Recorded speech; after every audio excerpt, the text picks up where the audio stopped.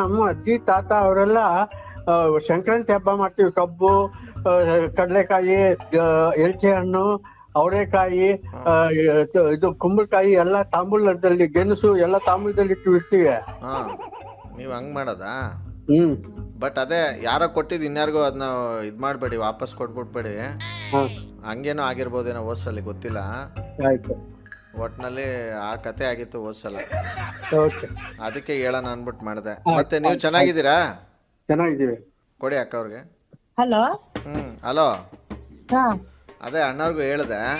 Mostly ಅದೇ ಅವ್ರು ಹೇಳ್ದಂಗೆ ನಿಮ್ಮನೆಗೆ ಯಾರೋ ಕೊಟ್ಟಿದ್ದರಿಂದ ನೀವು ಪಾಸ್ ಮಾಡಿದ್ದೀರಾ, ಅಲ್ಲಂಗೆ ಆಗಿರ್ಬೋದು. ಇಲ್ಲಪ್ಪ, ನಾವು ಎಳ್ಳೇ ಕೊಡಲ್ಲ, ನಾವು ನಮ್ ಪದ್ಧತಿನೇ ಇಲ್ಲ. ಗೊತ್ತಾಯ್ತು, ಹೇಳಿದ್ರು ಅಣ್ಣವ್ರು. ಅದೇ ನೀವು ಯಾರ್ದೋ ಕೊಟ್ಟಿರ್ತಾರೆ ನಿಮ್ಗೆ, ಅದನ್ನ ನೀವು ಇನ್ಯಾರಿಗೋ ಪಾಸ್ ಮಾಡಿರ್ತೀರಾ. ಅಯ್ಯೋ, ನನಗ್ ಕೆಲ್ಸ ಆಯ್ತಪ್ಪ, ಏನೋ ಸರಿಯಾಗಿ ಹೇಳಿ. ನಾವ್ ಎಳ್ಳು ಬೀರೋ ಅವ್ರಲ್ಲ. ಮತ್ತೇನು ಅಲ್ಲಿ ಬೀರ್ತೀರಾ?